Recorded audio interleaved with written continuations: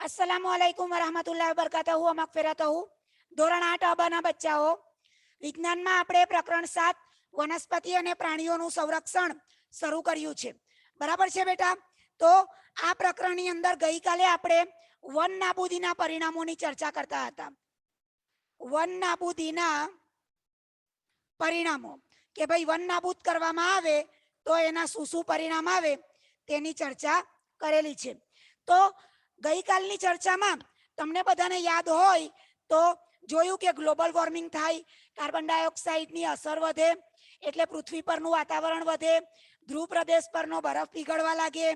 બરાબર છે? જનજીવન ખોરવાઈ જાય, વન નાબૂદ થાય તો પ્રાણીઓ એમના રહેઠાણમાંથી નીકળીને ક્યાં આવી જાય બેટા? સીધા આપણા શહેર તરફ વળે અને હિંસક બને, એમને પણ પૂરતો ખોરાક ન બને, ન મળે અને આ રીતે વન નાબૂદીના ઘણા માઠા પરિણામ આવે. પણ વન નાબૂદીના બે મોસ્ટ ઇમ્પોર્ટન્ટ પરિણામ, બરાબર, કે જે ગઈકાલે આપણે નહોતા ચર્ચેલા એની એ જોઈ લઈએ. તો એમાં એક છે દુષ્કાળ પડવો, એક છે દુષ્કાળ અને બીજું પરિણામ છે રણ નિર્માણ. હવે દુષ્કાળ કેવી રીતે પડે? તો દુષ્કાળ એટલે કે વરસાદ ન પડવો. તે જો વરસાદ ન પડે, બરાબર છે, એટલે કે વૃક્ષો કપાઈ જાય એટલે વરસાદ ન આવે. વરસાદ ન આવે તો વરસાદ વગર, પાણી વગર વનસ્પતિ જીવવાની કેવી રીતે? એટલે ચારે બાજુ વૃક્ષો સુકાઈ જાય, બરાબર, લીલા પાંદડા સુકાઈને ખરી પડે, થડ સુકાઈ જાય અને પડી જાય, બરાબર, પ્રાણીઓને પણ ચારો નહીં મળે. આ રીતે દુષ્કાળની પરિસ્થિતિ સર્જાય. દુષ્કાળની પરિસ્થિતિ બીજી એ રીતે સર્જાય કે ગરમી વધવાને કારણે ધ્રુવ પ્રદેશ પરનો બરફ પીગળે અને જે આખો પૂર વહી આવે એને કારણે આ તમારી જમીન જે છે, આ જમીનની નીચે ખડકો છે. આ ખડકોની ઉપર સડેલા પદાર્થો હોય જેને આપણે સેન્દ્રિય પદાર્થો તરીકે ઓળખીએ છીએ. આ સેન્દ્રિય પદાર્થો જે છે એ ખડકો પર રહેલા હોય અને એની ઉપર માટી એટલે કે માટીનું આવરણ હોય. બરાબર? હવે જ્યારે પાણીનો રેલો આવે તો આ માટી બધી તમારી ધોવાઈ જાય. માટી ધોવાઈ જાય એટલે જે સડેલા સેન્દ્રિય પદાર્થો હોય કે જે જમીનને ફળદ્રુપ બનાવે છે, એ ફળદ્રુપ બનાવેલા સેન્દ્રિય પદાર્થો પણ પાણીની સાથે ઘસડાઈ જાય. રહી જાય ખાલી ખડકો. ખડકો એટલે કે પથ્થરો. આ બધું ઘસડાઈ જાય અને છેવટે શું થાય કે તમારી જમીન જે છે એ બંજર થઈ જાય, એની ફળદ્રુપતા નાશ પામે. એટલે કે દુષ્કાળ પડે અને રણ નિર્માણ થાય, પેરેલલ બનતી ઘટનાઓ છે. બરાબર? પહેલીને પ્રશ્ન થયેલો પાછળ કે કેવી રીતે વરસાદ પણ ન આવે અને પૂર પણ આવે, એવું કેવી રીતે થાય? તો વરસાદ ન આવે એ વૃક્ષોની કટિંગ થવાને કારણે વાતાવરણનું જળવાયુ સંતુલન ખોરવાય અને વરસાદ ન આવે. પણ જે પૂર આવે એ ગ્લોબલ વોર્મિંગને કારણે ધ્રુવ પ્રદેશનો બરફ પીગળે. ગઈકાલે મેં તમને હિમાચલ પ્રદેશના ચમોલી ઉત્તરાખંડમાં જે પેલું ગ્લેશિયર ફાટેલું તે યાદ દેવડાવેલું. તો આ રીતે પૃથ્વીના ઉત્તર ધ્રુવ અને દક્ષિણ ધ્રુવમાં આવેલો બરફ પીગળવા માંડે. એને કારણે નદી અને સમુદ્રની સપાટી ઊંચી આવે અને આ સપાટી ઊંચી આવવાને કારણે પૂર આવે. અત્યારે ગઈકાલના જ પેપરમાં સમાચાર હતા, દરેક મહત્વના પેપરમાં સમાચાર હતા. અમેરિકાની નાસા કંપની, નાસાએ આઈપીસીસી કરીને બીજી એક મતલબ એની સબ શાખા છે, તેના માધ્યમથી એક સમાચાર કર્યા કે જો પૃથ્વીનું તાપમાન આ રીતે વધતું જશે તો વર્ષ 2100માં, ઈસવીસન 2100માં કુલ 12 શહેરો ડૂબી જશે. એમાં ગુજરાતના પણ કંડલા બંદર અને ભાવનગર એનો કંઈક સમાવેશ છે. મુંબઈ પણ ડૂબી જશે. એટલે સમુદ્ર કિનારાના જેટલા પણ નજીકના શહેરો છે, જે સુવિકસિત શહેરો છે, સારી રીતે વિકાસ પામેલા, એ શહેરો ડૂબી જશે.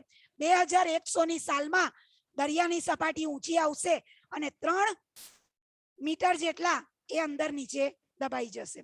બરાબર? એવા કંઈક સમાચાર હતા. બરાબર? તો તમે લોકો ન્યૂઝપેપર લઈને કે ઇન્ટરનેટ પરથી સર્ચ કરીને તે શોધવાનો પ્રયત્ન કરજો. આ થયા તમારા વન નાબૂદીના પરિણામો. હવે આવે છે વન તેમજ વન્યજીવોનું રક્ષણ.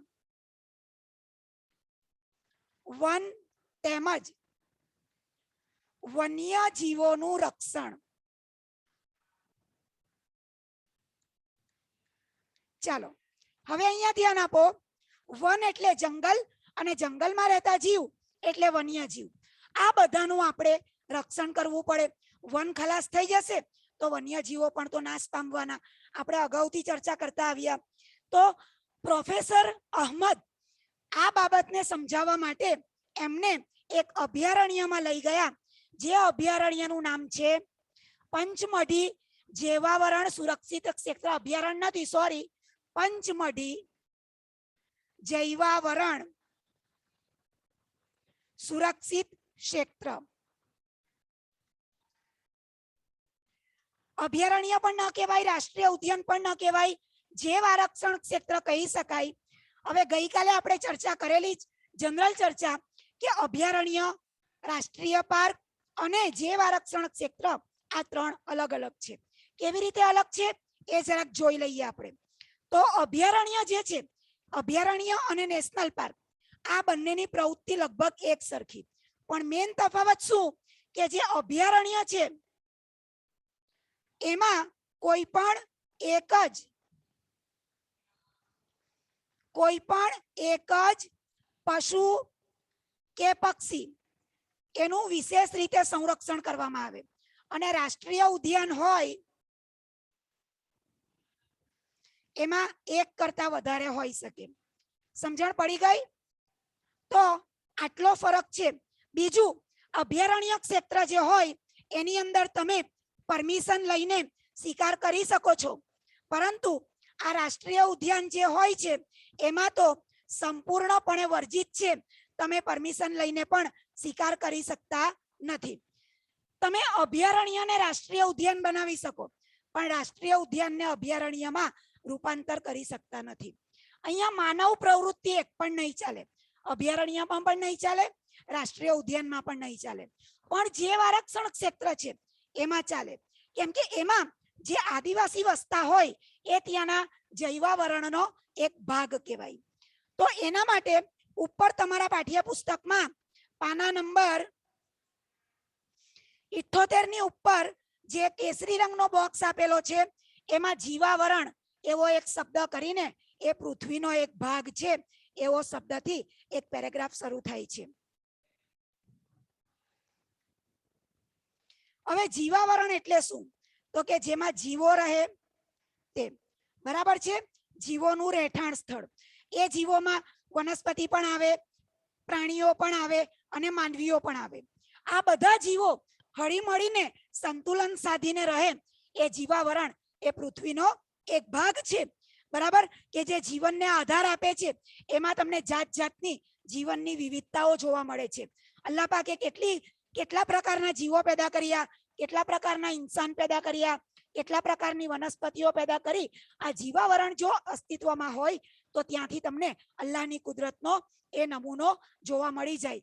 એટલે કે એકબીજાને ભિન્ન ભિન્ન રીતે એકબીજાની સરખામણી કરીને એની જુદાઈને તમે તારવી શકો, ઓળખી શકો. આમ જીવાવરણ એ પૃથ્વીનો એક ભાગ છે. પ્રોફેસર અહમદ પહેલી બુઝો અને તેના મિત્રોને જૈવાવરણ આરક્ષણ ક્ષેત્રની મુલાકાત માટે પંચમઢી લઈ ગયા. હવે આજે આપણી સ્કૂલમાં ક્વિઝ કોમ્પિટિશન હતી. ક્વિઝ કોમ્પિટિશનમાં જાત જાતના સવાલ પૂછાતા હતા. તો કદાચ આપણી સ્કૂલમાં પ્રાઇમરીમાં ક્વિઝ કોમ્પિટિશન થાય તો તમને સવાલ પૂછાય કે પંચમઢી જૈવાવરણ ક્ષેત્ર ક્યાં આવેલું છે? તો પંચમઢી જે છે તે મધ્યપ્રદેશમાં હોશંગાબાદમાં આવેલું છે.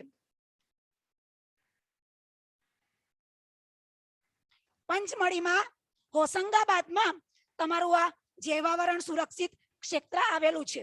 મધ્યપ્રદેશ એટલે તમે ભારતનો નકશો જોશો એની બરાબર વચ્ચે આવેલો જે પ્રદેશ એને મધ્યપ્રદેશ કહેવાય.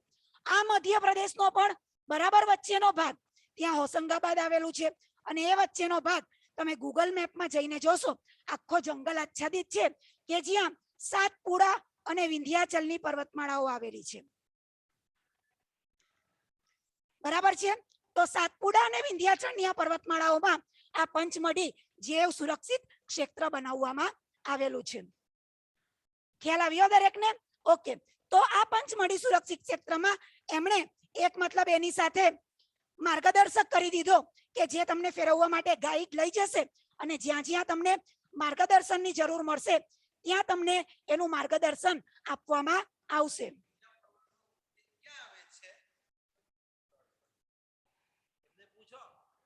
બોલો બેટા તસ્મિયા, હનીફ સાહેબ કશું પૂછે છે બેટા.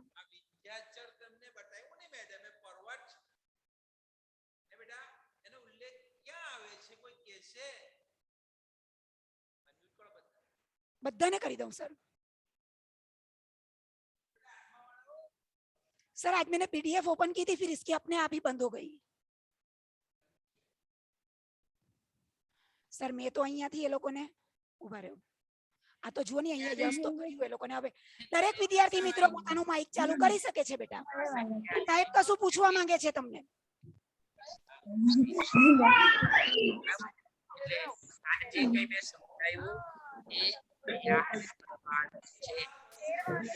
બરાબર, એને યાદ રાખવાનું.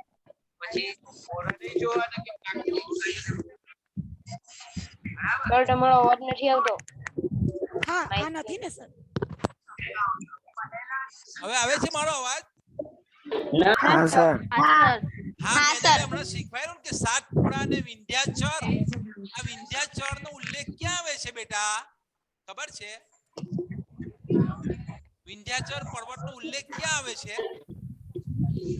એટલે તમે રાષ્ટ્રગીત ગાઓ છો ને, વિંધ્ય હિમાચલ યમુના ગંગા, તે પૂછું તમને. હા સર. ઓકે બેટા, તો આ તો હનીફ સાહેબ ઇન્સ્પેક્શન પણ આવેલા, ટેન્શન લેવાની જરૂર નથી. બરાબર છે બેટા? ઓકે ચાલો. તો હવે હું તમને બધાને બેટા મ્યુટ કરું છું કેમ કે વચ્ચે ડિસ્ટર્બ થશે. તો તમે મધ્યપ્રદેશને જોશો તો મને ભારતનો એક્ઝેક્ટ નકશો દોરતા તો નહીં આવડે, પણ આશરે દોરું તો કંઈક આ રીતનો ભારતનો નકશો દોરાશે. બરાબર છે? આપણું ગુજરાત આ દક્ષિણ ને આ તો અહીંયા વચ્ચેનો જે ભાગ છે એ મધ્યપ્રદેશ. આ મધ્યપ્રદેશમાં પણ એકદમ વચ્ચેનો ભાગ કે જ્યાં સાતપુડા અને વિંધ્યાચળની પર્વતમાળાઓ ભેગી થાય છે, એની આસપાસનો વિસ્તાર એકદમ ગીચ જંગલ વિસ્તાર છે.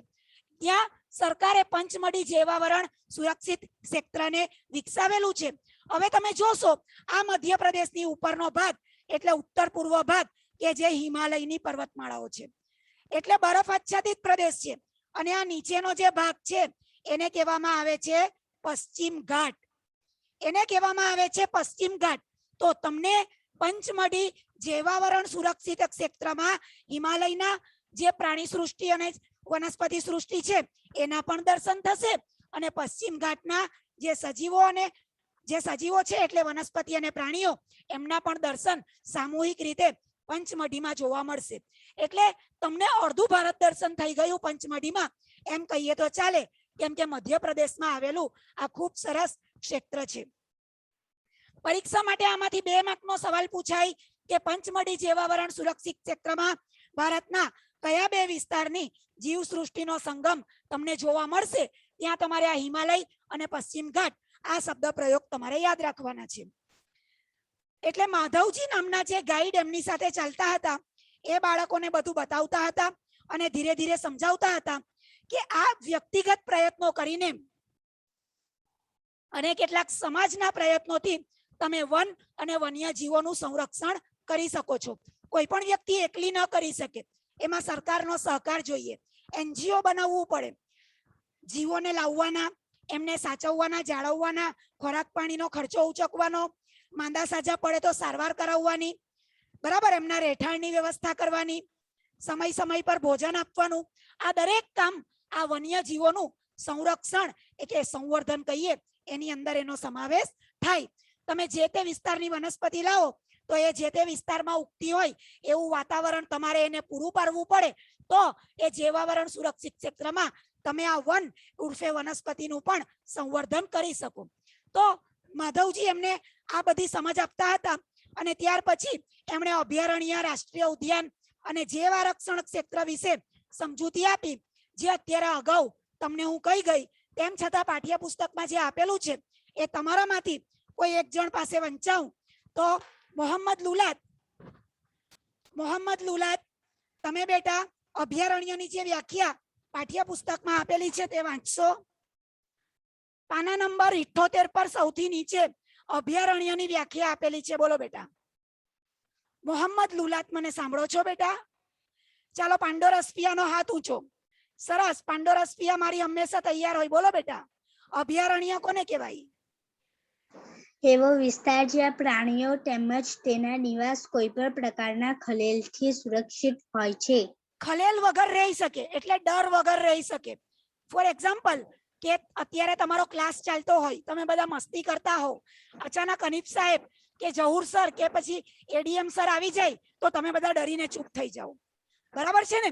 તો આ રીતે તમે જંગલમાં જાઓ તો પ્રાણીઓને પણ આપણાથી ડર લાગે કે ક્યાંક મારો શિકાર ન કરી જાય, એમને ખલેલ લાગે. એ રોજિંદા જીવનમાં પોતાની મસ્તીમાં જીવતા હોય, એ ખલેલમાં ભંગ પડે એટલે એ ડિસ્ટર્બ થાય. તો ખલેલ વગર જે વિસ્તારમાં જીવી શકે, ડર વગર જીવી શકે, એ વિસ્તારને આપણે જંગલ વિસ્તારને અભયારણ્ય કહીએ છીએ. ત્યાર પછી આવે છે રાષ્ટ્રીય ઉદ્યાન. તો રાષ્ટ્રીય ઉદ્યાન વિશે કોણ બોલશે બેટા? ઉનિયા આલિયા, તમે બોલશો બેટા? રાષ્ટ્રીય ઉદ્યાન કોને કહેવાય? અંદર જોઈને બોલવાનું છે. કુંભાર સાદિયાની આંગળી ઊંચી છે, ચાલો એમને પૂછી લઈએ. બોલો બેટા સાદિયા. રાષ્ટ્રીય ઉદ્યાન વન્ય પ્રાણીઓ માટે આરક્ષિત ક્ષેત્ર જ્યાં તે સ્વતંત્ર રૂપે નિવાસ તેમજ આકૃતિક સંસાધનોનો ઉપયોગ કરી શકે. એટલે કે ત્યાં તેમના માટે રહેઠાણ બનાવવામાં આવેલું હોય સ્વતંત્ર રીતે, અને પ્રાકૃતિક સંસાધન એટલે કુદરતે જ્યાં તે જે કઈ નદી, તળાવ, બરાબર, કે પછી વનસ્પતિ કે બીજા પશુ પક્ષીઓ, જે કઈ પણ ત્યાં કુદરતનું સંસાધન, તમને સંસાધન શબ્દ અગાઉ પણ સમજાવી ગઈ, એવી વસ્તુ જેમાંથી આપણે ફાયદો ઉઠાવી શકીએ એને સંસાધન કહેવાય. બરાબર? તો આવા સંસાધનોનો ઉપયોગ ત્યાં સ્વતંત્ર રીતે આ વન્ય પ્રાણીઓ અને જીવો કરી શકે છે. અને જે આરક્ષિત ક્ષેત્ર તો હું સમજાવી જ ગઈ કે તેમાં વન્ય સજીવ, વનસ્પતિ, પ્રાણી અને તે વિસ્તારના જે આદિવાસી લોકો હોય એ આદિવાસી લોકો પણ ત્યાં પોતાનો જીવન જીવી શકે. એટલે કે ત્યાં જંગલમાંથી અમુક વનસ્પતિઓ કાપીને એ વેચી શકે, પોતાનું ગુજરાન ચલાવી શકે. એટલે માત્ર જીવ આરક્ષણ ક્ષેત્ર જ એવો વિસ્તાર છે કે જ્યાં માનવીને પ્રવૃત્તિ કરવાની છૂટ છે. પણ કયા માનવીને? વર્ષોથી તે જગ્યામાં વસતા હોય તેમને, બીજા કોઈને હરગીઝ નહીં. ખ્યાલ આવી ગયો બેટા? ઓકે. હવે પ્રવૃત્તિ 7.3. તમારા જિલ્લા, રાજ્ય તેમજ દેશના રાષ્ટ્રીય ઉદ્યાનો, વન્ય પ્રાણી અભયારણ્યો તેમજ જૈવ સુરક્ષિત પ્રદેશોની સંખ્યાને શોધો અને કોષ્ટક 7.1 માં પૂર્તિ કરો. મેં પોતે આ લખેલું તો છે, પણ તમને આજનો દિવસ આપું, તમે ગૂગલ પરથી સર્ચ કરીને લખવા પ્રયત્ન કરશો? મને હા કે નાનો જવાબ આપો. બોલો. હા મેડમ. તમારે ગૂગલમાં જઈને હા એવું મેડમ. લખવાનું, જુઓ, તમને અભયારણ્ય માટે અને રાષ્ટ્રીય ઉદ્યાન માટે અંગ્રેજી શબ્દો આપી દઉં. અંગ્રેજી શબ્દોને આધારે તમે એને શોધી શકશો. અભયારણ્યને સેન્ચ્યુરી કહેવામાં આવે છે. લખી રાખો. આમ તો પાછળ તમારી અંદર જે શબ્દો આપેલા છે તેમાં છે જ. બેટા વચ્ચે વાત નહીં. અભયારણ્ય જે છે એને અંગ્રેજીમાં સેન્ચ્યુરી કહેવાય. અંગ્રેજીમાં જરાક મારે spelling SANCTUARY. Okay, CTUARY, sanctuary. બરાબર? અભયારણ્ય. ત્યાર પછી રાષ્ટ્રીય ઉદ્યાન, જેને કહેવામાં આવે છે નેશનલ પાર્ક. અને ત્યાર પછી આવે છે જૈવ આરક્ષણ ક્ષેત્ર. બેટા પ્લીઝ વચ્ચે વાત ના કરો મારા બચ્ચા.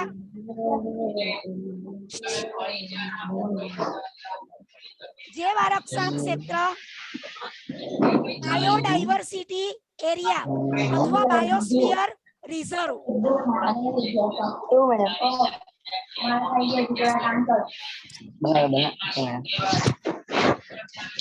બરાબર છે?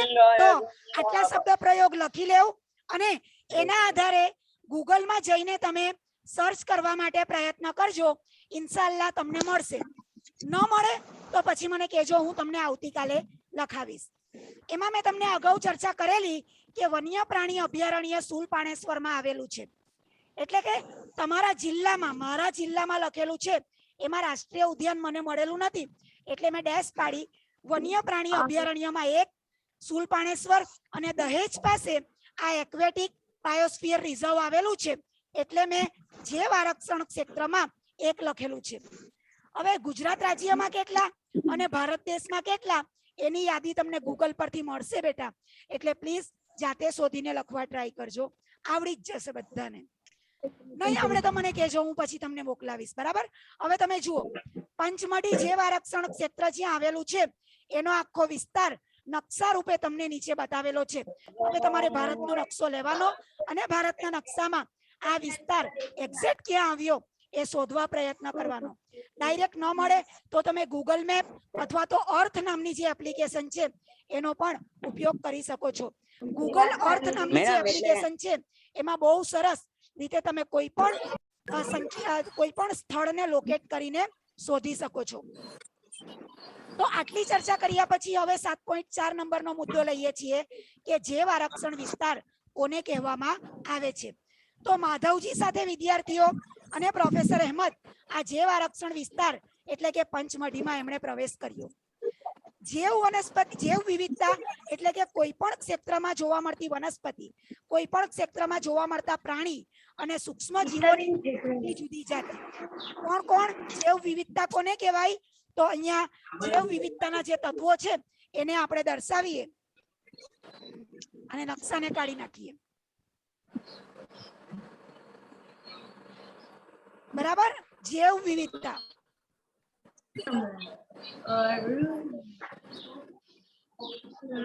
તો જૈવ આરક્ષણ ક્ષેત્રમાં તમને જૈવ એટલે કે જીવોમાં, વિવિધતા એટલે કે જુદાપણું જોવા મળે છે, જેમાં એક તો છે વનસ્પતિ, પ્રાણી, સૂક્ષ્મ જીવો. વનસ્પતિ, પ્રાણીઓ, બેટા વચ્ચે વાત નહીં, સૂક્ષ્મ જીવો અને સ્થાનિક માનવીઓ. જે નથી આપેલું પણ લખી દઉં, સ્થાનિક માનવીઓ એટલે કે પ્રજાતિઓ. બરાબર. આ બધા એ જૈવ વિવિધતામાં એનો સમાવેશ થાય. તો તમે કોઈ પણ જૈવ આરક્ષણ ક્ષેત્રમાં જશો ત્યાં તમને જુદી જુદી વનસ્પતિ, પ્રાણી, સૂક્ષ્મ જીવ અને તે વિસ્તારના સ્થાનિક માનવીઓ અને એમની રહેણી કરણી, એમનો ખોરાક, એમના સમગ્ર જીવનનો તમને અભ્યાસ કરવા મળશે. જૈવ આરક્ષિત વિસ્તારને તે ક્ષેત્રની જૈવિક વિવિધતા અને ત્યાંની જે સંસ્કૃતિ હોય એની સાથે જાળવી રાખવામાં આવે. ત્યાંના લોકોના રીતિ રિવાજ હોય, ત્યાંની માન્યતા હોય. બરાબર છે. ત્યાંના લોકોનું એક આખું કલ્ચર હોય, એ બધું જ એમનું તેમ યથાવત રાખીને તેનું સંવર્ધન કરવામાં આવે, એને સાચવવામાં આવે. બરાબર. આ બધી પ્રવૃત્તિ આ જૈવ આરક્ષણ વિસ્તારમાં થાય છે. તો પંચમઢી જૈવ આરક્ષણ વિસ્તારમાં સાતપુડા નામનો એક રાષ્ટ્રીય ઉદ્યાન તેમજ બોરી એ પણ એક પ્રકારનું રાષ્ટ્રીય ઉદ્યાન છે, અને પંચમઢી નામના બોરી અને પંચમઢી નામના 2 વન્ય પ્રાણી અભયારણ્યો આવેલા છે. હવે આ અભયારણ્ય શેને માટે જાણીતા છે એ તમારે જાતે શોધી નાખવાનું છે. એટલે પંચમઢી જૈવ આરક્ષણ ક્ષેત્ર તો છે જ, એમાં સાતપુડા નામનું રાષ્ટ્રીય ઉદ્યાન છે. એટલે સાતપુડા વિસ્તારમાં જેટલી વનસ્પતિ જોવા મળે એ તમામ તમને એ રાષ્ટ્રીય ઉદ્યાનમાં જોવા મળશે. અને બોરી અને પંચમઢી એ 2 વન્ય પ્રાણી અભયારણ્ય છે. તો મારું હોમવર્ક એ છે કે બોરી શેને માટે જાણીતું છે અને પંચમઢી એ કયા પ્રાણીઓ કે પક્ષીઓને માટે જાણીતું છે એ તમારે ગૂગલ સર્ચ કરીને શોધવાનું છે. હવે આપણે આવીએ છીએ પાના નંબર 80 પર.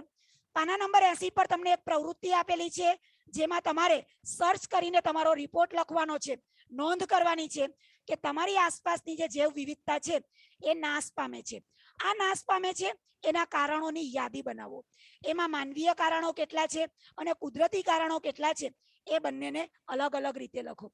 તો આપણે આસપાસની જૈવ વિવિધતા નાશ પામે એના માનવીય કારણોની યાદી, તે તો આપણે કીધેલું કે તમે વન કટાઈ કરી નાખો, વન કાપી નાખો તો તેને કારણે પણ વન નાશ પામે, એટલે જૈવ વિવિધતા નાશ પામે.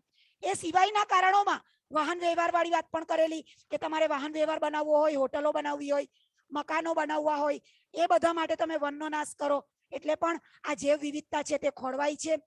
પ્લસમાં જો તમે ત્યાં ખેતર બનાવેલું હોય કે જે વિસ્તાર હોય ત્યાં તમે જંતુનાશક દવાઓનો છંટકાવ કરો તો તમારી વનસ્પતિ તો બચી જાય, પરંતુ એ વનસ્પતિ પર નભતા જે પ્રાણીઓ છે, જે જીવો છે, તે નાશ પામે છે. અથવા તો કોઈ રોગચાળો ફાટી નીકળે તો આ કુદરતી કારણને પણ આ જૈવ વિવિધતા નાશ પામે છે.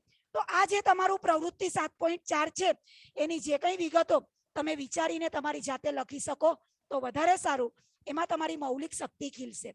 એમ સમજો કે વિજ્ઞાનના એક વિષય પર તમારે નિબંધ લખવાનો છે, બરાબર છે બેટા? ઓકે. ત્યાર પછી આપણે 7.5 નંબરનો મુદ્દો લઈએ છીએ કે પંચમઢી જૈવ આરક્ષણ ક્ષેત્રમાં કયા પ્રકારની વનસ્પતિ સૃષ્ટિ અને પ્રાણી સૃષ્ટિ આપણને જોવા મળે છે. તો જે વનસ્પતિ જોવા મળે છે એના નામો તમને નીચે ઓરેન્જ કલરના કોષ્ટકમાં આપેલા છે. સાલ, સાગ, આંબો, જાંબુ, હંસરાજ, અર્જુન. બરાબર? અર્જુન એક પ્રકારની વનસ્પતિ છે. હંસરાજ, હંસરાજ તમને ઈ નંબરના ચિત્રમાં આપેલી છે, જુઓ. બરાબર? અને અર્જુનનું છાલ બહુ વિશાળ હોય. અર્જુનના વૃક્ષની છાલ એમ કહેવાય કે એમાં કેલ્શિયમ વધારે હોય. જે આયુર્વેદિક ડોક્ટર હોય અને તમને ફ્રેક્ચર થયું હોય, આયુર્વેદિક ડોક્ટર પાસે જાઓ તો તમને એમ કહે કે અર્જુનની છાલનું ચૂર્ણ પીવા માટે આપે કે બજારમાંથી ખરીદીને પીવા કહે. વૈદ લોકોનું એવું માનવું છે કે આ અર્જુન નામના વૃક્ષની છાલમાં કેલ્શિયમનું પ્રમાણ સૌથી વધારે હોય છે. તો આટલી વનસ્પતિ તમને આ વિસ્તારમાં જોવા મળે છે. હવે જે પ્રાણી સૃષ્ટિ છે એમાં ચિંકારા, નીલગાય, બાર્કિંગ ડિયર એટલે કે ભસ્તુ હરણ, ચિત્તલ, દીપડો, જંગલી કૂતરો, વરુ, આ બધા તમારા ઉદાહરણ આપેલા છે. જેમાં તમને એ નંબરમાં જે ચિત્ર આપેલું છે એ જંગલી કૂતરાનું ચિત્ર છે. બી નંબરમાં આપેલું છે એ ચિત્તલનું છે. ચિત્તલ એટલે કે સાબર. એના માથા ઉપર સરસ મજાના શિંગડા હોય. અમે નાના હતા ત્યારે આ સાબરના શિંગડાએ એને દગો દીધો એ પ્રમાણેની એક વાર્તા ભણતા હતા. એના પાતળા પગ એને કામ લાગ્યા, જેના પર એ શરમાતું હતું, અને જે શિંગડા હતા જેની સુંદરતા પર એ નાશ કરતું હતું, એને જાળીમાં ભેળવીને એનો જીવ લીધો. એવી એક વાર્તા અમે ભણેલા. આ સાબર તમને મેં જે ગીર સાસણ ગીરનો વિડીયો મોકલેલો એમાં પણ કદાચ તમે જોયા હશે. ન જોયા હોય તો જોઈ નાખજો બેટા. અને સી નંબરમાં તમને વરુનું ચિત્ર આપેલું છે અને ડી નંબરમાં તમને દીપડો બતાવેલો છે. ઈ નંબર હંસરાજનું ચિત્ર છે. એફ નંબરમાં તમને જાંબુનું વૃક્ષ આપેલું છે. આ પેલા કાળા જાંબુ જે આપણે ખાઈએ ને, કે જેને ડાયાબિટીસ વાળા બહુ પસંદ કરે, એના ઠળિયાનું ચૂર્ણ બનાવીને ખાય, એ કાળા જાંબુ આ વિસ્તારમાં પણ જોવા મળે છે. એટલે તમને પરીક્ષા માટે મોસ્ટ આઈએમપી 1 કે 2 માર્કનો સવાલ 1 માર્કનો હોય તો એટલું પૂછે કે પંચમઢી જૈવ આરક્ષણ વિસ્તારની સ્થાનિક વનસ્પતિઓ કઈ કઈ છે, અથવા તો પંચમઢી જૈવ આરક્ષણ ક્ષેત્રમાં તમને કયા કયા સ્થાનિક પ્રાણીઓ જોવા મળે છે. તો આ રીતે તમે આ વનસ્પતિ સૃષ્ટિ અને પ્રાણી સૃષ્ટિનું જે કોષ્ટક આપેલું છે એમાંથી લખી શકો. એ સિવાય ઘણા બધા છે, એ તમારે જાતે ગૂગલ સર્ચ કરવાના. દરેક વસ્તુ ટીચર અહીંયાથી કહી દે, છોકરા ઘરે નથી કરતા. આજે મેં તમને એક જોક્સ મોકલેલો. આ જોક્સ પર તમે લોકો ગુસ્સે પણ થયા હશો, મેડમ આવો કેવો જોક મોકલે. અમે લોકો તમને માહિતી આપીએ, સચ્ચાઈ છે, પણ પરીક્ષા તમારે આપવાની છે, યાદ તમારે રાખવાનું છે, થોડુંક સંશોધન કરતા તમારે પણ શીખવાનું છે. આજે ક્વિઝ કોમ્પિટિશન હતી, પબજીની રિંગટોન વાગી, છોકરા લોકોને તરત આવડી ગઈ, કેમ કે એ લોકો એને વાપરે છે. તો આ માહિતીનું સંશોધન કરતા તમે તમારી જાતે શીખેલા હશો તો ભવિષ્યમાં શિક્ષકની મદદ વગર પણ તમે તેને કરી શકશો. એટલા માટે આ થોડુંક કાર્ય તમને જાતે કરવા માટે આપું છું. એક તો તમારે પેલા અભયારણ્ય અને રાષ્ટ્રીય ઉદ્યાન ગુજરાત રાજ્યમાં કેટલા, ભારત દેશમાં કેટલા, એ શોધીને લખવાના છે. અને બીજું કે આ જે તમને પંચમઢી જૈવ આરક્ષણ ક્ષેત્રમાં જે પ્રાણીઓની અને વનસ્પતિની યાદી આપી એ સિવાયના તમારે જાતે શોધવાના છે. આ વિસ્તાર એટલો સરસ હતો, એટલો હરિયાળો હતો કે બાળકો એને ફરતા હતા તો એની પ્રશંસા કરતા હતા. ત્યાં તેમણે ઊંચા ઊંચા શાકના વૃક્ષો જોયા અને ઘણા બધા વન્ય પ્રાણી જોઈને એ લોકો ખુશ થઈ ગયા. એક પહેલી એ સસલું જોયું, એને પકડવા માટે દોડી તો પ્રોફેસર અહમદે તેને અટકાવી કે આપણે પ્રાણીઓને ખલેલ કરવી જોઈએ નહીં, એમને એમની મસ્તીમાં રમવા દેવું જોઈએ, આ એમનું નિવાસ સ્થાન છે, એમને ખુશ રહેવા દો. એક એક્ઝામ્પલ આપીએ કે આપણે ફળિયામાં રમતા હોઈએ અને અચાનક કોઈ બીજા ગ્રહ વાળા આવી જાય. ઓકે, 2 મિનિટ માટે બેટા અમને નીચે સાહેબે બોલાવેલા છે એટલે મીટિંગ અહીંયા પૂરી કરું છું. ઇન્શાલ્લાહ આવતીકાલની ચર્ચા આપણે ફરી કરીશું. બરાબર? જઝાકલ્લાહ. અલ્લાહ હાફિઝ. દુઆમાં યાદ.